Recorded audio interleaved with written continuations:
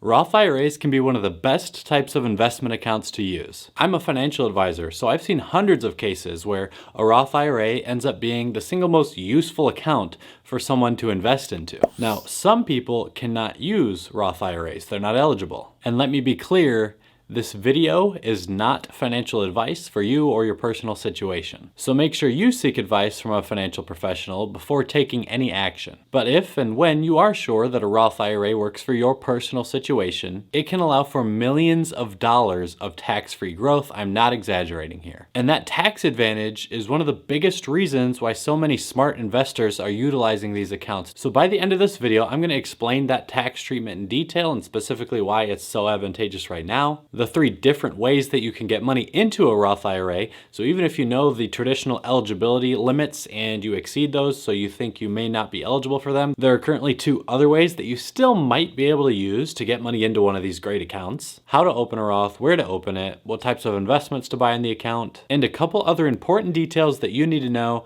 before thinking about starting or continuing to use a Roth IRA. If you're dirt poor like I am and you're just hoping that your investments can help you to build wealth over time, make sure to hit the like button on this video to guarantee yourself superior returns. So to get into one of the primary advantages of a Roth IRA account, your money grows tax-free forever. As long as you wait until you're 59.5 years old to take any of the funds out, you'll never pay any taxes on what you had originally put in or the growth of your investments. So, of course, that means the money you contribute to your Roth IRA is after taxed. The money has already been taxed after you earn it.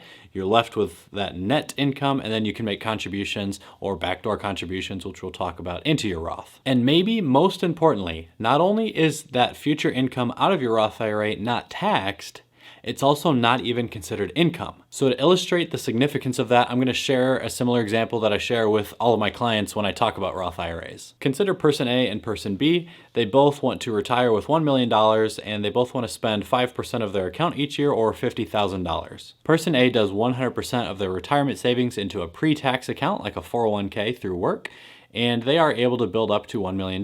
Person B chooses to utilize a pre-tax retirement account and a Roth retirement account equally. So they're going to use like their 401k through work and a Roth IRA for their retirement savings. Now, rather than having pre-tax dollars going into their Roth IRA, that money has to get taxed first. They're left with a slightly smaller amount, and then they can make the contributions. And the average effective tax rate in the United States is about 13.3%. So we'll say the 50% of person B's retirement contributions that are going into Roth accounts are at a total that is about 13% less than the person A's contributions. Because they're saving less into the accounts, what you find is that after about a 40-year career, they'd be left with something like $850,000 rather than $1 million that person A had. So you might be saying, hey AJ, well, person B has less money at retirement. Why would I ever go with that strategy? Well, let me tell you, person B's $850,000 is worth more than person A's $1 million. Why? Taxes. Person B, even though they have a smaller nest egg built up, only half of the income they take out of their investment account is going to be treated as income, so their effective tax rate is going to be lower as well. So now person B has only half of their income being taxed, and that half that is being taxed at a lower rate. So now it has become far more tax efficient for them, somewhere around 4 times as tax efficient, for them to access their dollars. And there's also a specific reason why I said Roth IRAs are especially advantageous right now in 2022, given the current tax environment that we live in. After the tax brackets were reduced and the standard deduction was increased in 2017, the average effective tax rates for all Americans declined by about 2%, putting us in the second most advantageous tax scenario that we've had in the United States for like the last 75 years. It's the second lowest taxes that we've seen in a really long period of time. So you're not paying nearly as much taxes on your income, meaning your contributions that are going into your Roth aren't getting deducted by as much right now as they typically have been historically and maybe in the future. And that also means that tax brackets are statistically likely to be higher in the future when you may be a retiree and you're drawing from this income. And so your effective tax rate could be more than that 13% we're seeing right now. It could be 20%, which would make the tax-free status of your Roth dollars all that much more beneficial. Next, I mentioned there were 3 ways to get money into Roth IRA accounts. The one that most people are familiar with are regular contributions during any part of the calendar year. A person under the age of 50 can contribute $6,000 a year to their Roth IRA. A person over the age of 50 but still earning income can contribute $7,000 a year into their Roth IRA. Now, if you earn too much money, you phase yourself out of eligibility to make these Roth IRA contributions. But there are still two other ways you could potentially utilize to get money into one of these accounts. One of those is what's called backdoor funding. It involves opening up a traditional IRA, making a non-tax deductible contribution into that traditional IRA, and then processing a Roth conversion with that money. It's a relatively complicated tax and financial transaction. You probably only want to do that under the supervision or care of a financial professional. The final way is either called super funding or mega backdoor Roth IRA funding strategies. They involve taking money from an after-tax 401k plan balance, not a Roth 401k plan balance, but an after-tax 401k plan balance, and rolling the funds out of that plan balance into a Roth IRA account each year. Of course, to do this, you have to have an after-tax plan available to you through your employer's sponsored plan. And most 401k plans don't actually have an after-tax plan balance. And there are a few other variables that come with making contributions to your pre-tax 401k along with your after-tax 401k that, again, you totally need to review with a tax or financial professional before utilizing that strategy. But for the purposes of this video, just know that even if you're over the income limits, the phase-out limits for Roth contributions, you still may be able to utilize these accounts. And I sort of brushed over it there, but it is also important to know that to make those regular Roth contributions, you also at least have to have earned that much money. So if you want to contribute $6,000, if you're 65 years old, you have to have $6,000 at least of earned income, or $7,000, whatever amount you choose to contribute. You have to have at least that much earned income. You can't be totally retired just living off of something like dividends or cash jobs, because your tax return is going to show no earned income, and so you're not eligible in that scenario. Let's say now you know you want to use a Roth IRA and you're allowed to and you can afford to and all that. Where do you open the account? Well, the good news for investors is that it's become easier and easier in the past handful of years to get this done. And Roth IRA accounts are basically a commodity. You're gonna get almost the exact same service no matter what online financial brokerage you go through. It's almost like filling up your gas tank at Shell versus BP or something like that. I'm not gonna endorse one over the other, but you have things like Fidelity, Vanguard, Schwab. You have some of the popular robo-advisors like Wealthfront or Betterment. You may end up paying a little more with a robo-advisor if you choose like a managed investment solution inside of the account, but that's a different story. You got T. Rowe Price, you got even the phone app brokerages, I think, offer retirement accounts now, like Webull and Robinhood. So it's super accessible to just spend 5 minutes, enter your personal information, and open one of these accounts. Next, you'll probably want to link your checking or savings account to do an automatic deposit into that account rather than writing out a check and ripping it out of your checkbook, putting it in an envelope and mailing it to the institution that you choose to open your account with. I would just say probably link your bank. You can start monthly contributions. You can also do lump sum contributions into these accounts, assuming you're making regular Roth contributions.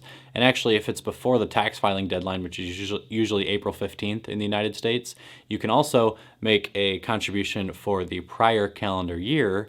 Make sure you check all your boxes before actually using that strategy too, but sometimes it can be helpful. Once you have money in your account, you're gonna have to choose what investment to buy. The biggest determining factor of the performance of your investment is going to be the risk profile, the risk tolerance that you wanna invest at. Are you a very conservative and safe investor, like you only wanna buy treasury bonds? Are you a moderate investor, maybe you wanna be 50-50? Are you extremely aggressive? You want to put it all on the market, or anywhere else on that spectrum? You need to answer that question for yourself first. The rule of thumb is that if you're a conservative investor, you'll see far less fluctuation in your account values when your money's invested, but you'll also see less growth in earnings over time. If you're a very aggressive investor, you'll see very wide fluctuations in your account value as the market goes up and down, but you'll also typically earn the most growth over long periods of time.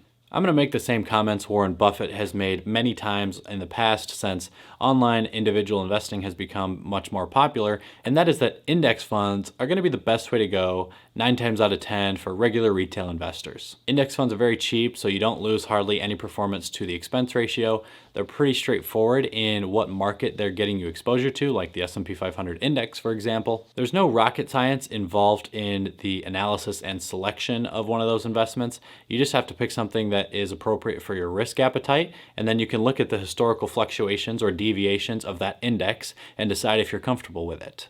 Finally, index funds can help take the emotion out of investing, whereas if you're picking 3 stocks that you really like and they're not doing so well and the earnings are going down, if you feel like you have some sort of personal connection to the CEO or the brand for whatever reason, you might be telling yourself, oh, that's okay, they can recover, and you never sell a stock and it does poorly. Or vice versa could be true. A stock could be doing well, and you're not investing in it because you have your money in its competitors' names because you like them more. With an index fund, it's pretty well diversified. It's certainly not perfect. There's a trend or phenomenon out there that is becoming more and more potentially realistic that some people are calling the indexed fund bubble, and I've made a video about this in the past, so be aware of the risks that are going to be involved in any index that you choose to invest in. But it's cheap, it simplifies the process, you kind of know what you're getting with an index fund investment. So for many people, like 9 out of 10 times, index funds can be a good option. And I'll give you another opportunity here to like the video in case you didn't during the introduction, because the index funds that you choose will certainly outperform the market by at least threefold if you have liked this video in the past. So go ahead and do that. And actually, you'll probably end up being a tax-free billionaire rather than just a tax-free millionaire at that point. On a more serious note, part of the reason why I wanted to do a video on a personal financial tool like a Roth IRA is just to help encourage people out there who may be on the fence about retirement savings or were uncertain about how to do it in the past to get to the point where they actually do start to save money for their future. 20 and 30 and 40-year-olds today are just not going to have nearly the amount of retirement security that 60 and 70-year-olds have. If you look at the amount of retirees today that have pension funds from an old employer, most of that is gone, if not all of it's going to be gone for 20 and 30-year-olds. And people already receiving Social Security probably started to receive it at an age or an amount that won't be sustainable for long into the future. People my age probably will have to wait longer or will be getting less than people who are currently receiving benefits get, just because the fund isn't going to keep up with all those distributions, right? So things are going to be changing. So if you're 68 years old and you don't have a pension and you don't have Social Security, the only way that people are going to be able to sustain themselves in retirement is either through having had saved money earlier on in their working days or by continuing to work into their elderly years. So I want to be a part in helping encourage people out there to make smart financial decisions, spend less, invest more, put money away now so that they can benefit in the future. Share this video with anyone who you think could utilize it. If this video has helped you start your investing journey, I would love to hear about that down below. Not just fishing for comments, I just sort of want to know if this is actually helping anyone. And as always, I appreciate you sticking around to the end of the video here. Thanks for watching.